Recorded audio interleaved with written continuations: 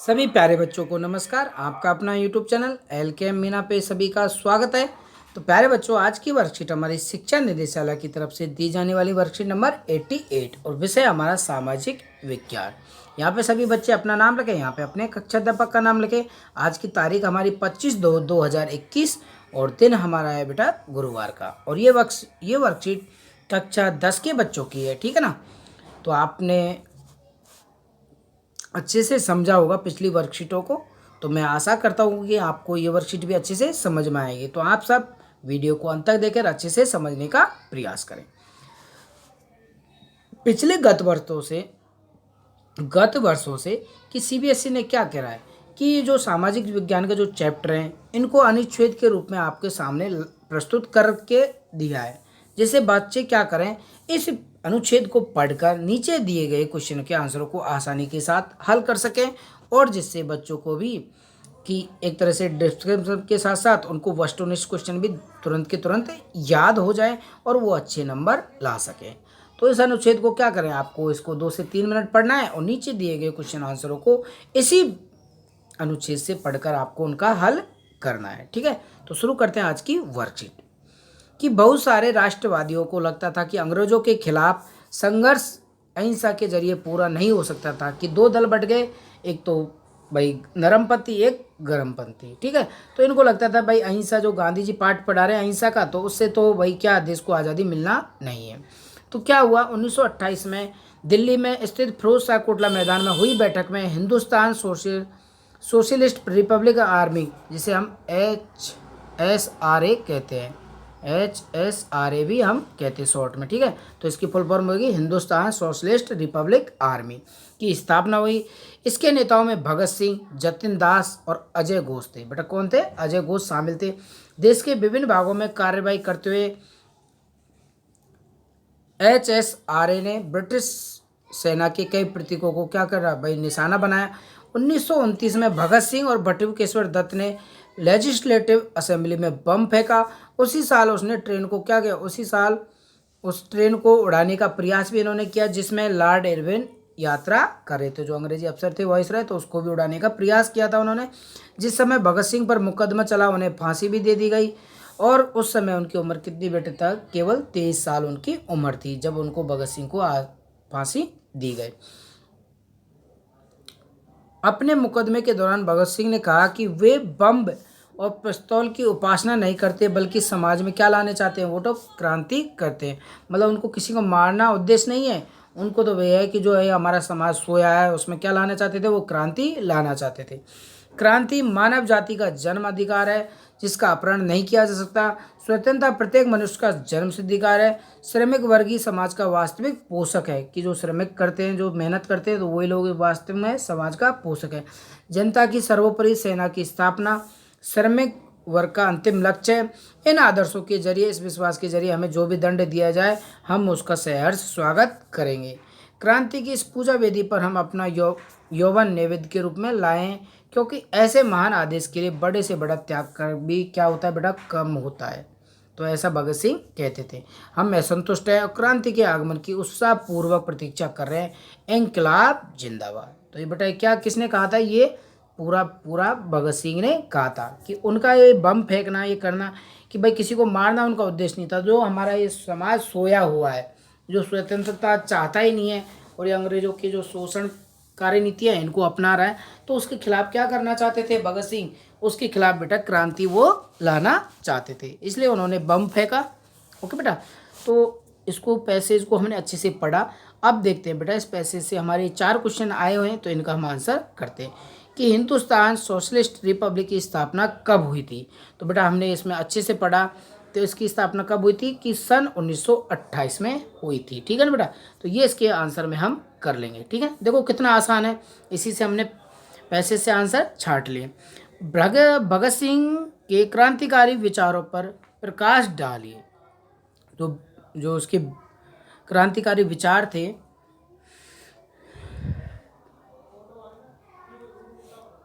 तो तो बेटा उनके जो क्रांतिकारी विचार थे तो वो ये थे, मैंने वर्कशीट से उठा के आपको बताया कि भगत सिंह समाज में क्रांति लाना चाहते थे।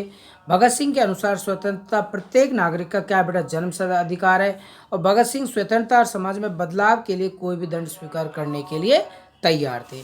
तो ये उसके क्रांतिकारी विचार थे भगत सिंह के। ओके स्टूडेंट, अब हमारा नेक्स्ट क्वेश्चन है इस अनुच्छेद का। अब हमारा नेक्स्ट क्वेश्चन इसी अनुच्छेद का कि भगत सिंह ने क्यों कहा कि बम और पिस्तौल की उपासना नहीं करते, बल्कि वो एक समाज में क्या लाना चाहते थे, क्रांति लाना चाहते थे। क्योंकि भगत सिंह का उद्देश्य किसी को डराना नहीं था, बल्कि अपने अधिकारों के प्राप्त करना और समाज में बदलाव लाना। उन्होंने कहा था कि भाई स्वतंत्रता तो भाई प्रत्येक आदमी का जन्मसिद्ध अधिकार है। तो ये ऐसे ऐसे विचार उन्होंने लिखे थे। तो उनका भाई किसी को डराना उद्देश्य नहीं था, तो बल्कि अपने अधिकारों के लिए वो क्या करना चाहते थे, उनको प्राप्त करना चाहते थे और एक समाज में वो बदलाव लाना चाहते थे। अब हमारा अगला क्वेश्चन हमें यहाँ पे दिया गया है कि उपरोक्त गद्यांश का सार अपने शब्दों में लिखें। तो जो हमने ऊपर का ये गद्यांश पढ़ा है तो उसका सारांश हमें थोड़े कम शब्दों में उसका लिखना है। जैसे वो 10 लाइनें दी गई है तो हमें उनका क्या कम से कम 5 या 6 लाइन में उसका मोटा मोटा सारांश लिखा गया, तो उसे हम करते हैं। कि बहुराष्ट्रीयवादियों को लगता था कि अंग्रेजों के खिलाफ विजय केवल अहिंसा से प्राप्त नहीं हो सकती। इसके लिए देश में क्रांतिकारियों ने बहुत सारे गुप्त संगठनों की स्थापना की थी। इन क्रांतिकारियों में भगत सिंह भी शामिल थे। 1931 में भगत सिंह और बटुकेश्वर दत्त की लेजिस्लेटिव असेंबली में बम फेंकने के लिए गिरफ्तार किया गया, और भगत सिंह का मानना था कि समाज में बदलाव के लिए क्रांति लाना आवश्यक है। आज़ादी हर व्यक्ति का क्या जन्मसिद्ध अधिकार है, इसके लिए संघर्ष करना पड़े तो करो। इस संघर्ष के लिए किसी प्रकार के दंड को स्वीकार करने को क्या है बेटा वो तैयार थे। ठीक है ना। तो इस तरह हमको इसको कम शब्दों में इसका सारांश लिखना है पैसेज का। अब हमारा नेक्स्ट अनुच्छेद, इसमें हमारा नेक्स्ट अनुच्छेद, तो आपके पेपर में भी काफ़ी कम से कम 3 या 4 अनुच्छेद आते हैं जिनका आंसर आपको इसी तरह छाट के देने होते हैं। ठीक है। अब हमारा सेकंड अनुच्छेद को हम पढ़ेंगे कि अर्थशास्त्री राष्ट्रीय अर्थव्यवस्था की शब्दावली में सोचने लगे। वे चर्चा करने लगे कि राष्ट्र कैसे विकास कर सकता है और कौन से आर्थिक कदम राष्ट्र को निर्मित करने में मदद कर सकते हैं। जर्मनी के ट्यूबिंजन विश्वविद्यालय में अर्थशास्त्र के प्रोफेसर फ्रेडरिक लिस्ट ने 1834 में लिखा कि जोलवेराइन का लक्ष्य जर्मन के लोगों को आर्थिक रूप से एक राष्ट्र में बांधना। वह राष्ट्र की आर्थिक हालत जितना बाहरी तरह से उनके हितों की रक्षा करके मजबूत बनाया जाएगा, उतना ही आंतरिक उत्पादकता को बढ़ाकर उससे प्रांतीय हितों को आपस में जोड़कर राष्ट्रीय भावना को जगाना और उठाना चाहिए। जर्मन लोग यह समझ गए कि एक मुक्त आर्थिक व्यवस्था ही राष्ट्रीय भावनाओं के उत्पन्न होने का एकमात्र क्या था बेटा, एक जरिया है। तो इस अनुच्छेद को हमने अच्छे से पढ़ा, और यहाँ पे हम पहला क्वेश्चन, इसमें भी हमारे ABCD 4 क्वेश्चन दिए, तो इस तरह ये आपके एक नंबर के 4 क्वेश्चन आएंगे। ठीक है। तो कैसे करते हैं इनका आंसर, तो आपने इस अनुच्छेद को पढ़ा, तो चलिए करते हैं इनका आंसर। कि जोलवेराइन का क्या उद्देश्य था, तो उनका लक्ष्य था कि जर्मन के लोगों को आर्थिक रूप में एक राष्ट्र में बांधना, तो ये उनका लक्ष्य था। तो ये हमारा 5वां क्वेश्चन मानेंगे हमें से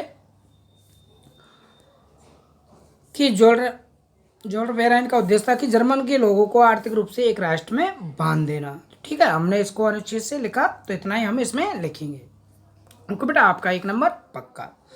फ्रेडरिक लिस्ट कौन थे, कि फ्रेडरिक लिस्ट कौन थे बेटा, फ्रेडरिक लिस्ट जर्मन के ट्यूबिंजन विश्वविद्यालय के अर्थशास्त्र के क्या थे बेटा, प्रोफेसर थे। तो ये भी हमारा बेटा 1 नंबर कैसे पूछा जाएगा। ओके स्टूडेंट, तो आपके इतना आंसर इसका लिखेंगे। अब हमारा नेक्स्ट क्वेश्चन है कि मुक्त आर्थिक व्यवस्था के महत्व का वर्णन कीजिए। जो मुक्त आर्थिक व्यवस्था का सबसे महत्वपूर्ण पक्ष यह है कि इसने राष्ट्रीयकरण एकीकरण को बढ़ावा दिया और आर्थिक विकास को क्या दी, नई दिशा दी। ठीक है बेटा, इसे हम 7वां क्वेश्चन मान लेंगे, क्योंकि पहले 4 क्वेश्चन तो हमारे फर्स्ट अनुच्छेद में, फिर उसके बाद 5वां, 6वां, 7वां। अब हमारा है नेक्स्ट क्वेश्चन 8वां कि राष्ट्रीय एकीकरण में अर्थव्यवस्था की भूमिका का वर्णन कीजिए। तो बेटा राष्ट्रीय अर्थव्यवस्था की क्या भूमिका होती है, एक समान आर्थिक विकास तथा एक जैसी प्रणाली के कारण लोग क्या हो, एक दूसरे के नज़दीक आए। ठीक है, उन्हें महसूस हुआ कि वो एक ही देश का भाग है, और इससे राष्ट्रीयकरण की भावना को क्या हो, और भी मजबूती मिली। ओके बेटा, तो इस तरह आप ये 3 पॉइंट आपस में लिखेंगे इस प्रश्न में। तो इस तरह मैं आशा करता हूँ कि सभी बच्चों को ये वर्कशीट अच्छे से समझ में आई होगी। तो सभी बच्चे इसके क्वेश्चन आंसरों को अच्छे से अपनी कॉपी में नोट करें, और आपको बेटा ऐसे ही इन अनुच्छेद के आंसरों को CBSE के पेपर में भी ऐसे आपको हल करना है, ठीक है ना। ओके, तो वीडियो को लाइक और अधिक से अधिक बच्चों को फॉरवर्ड करें।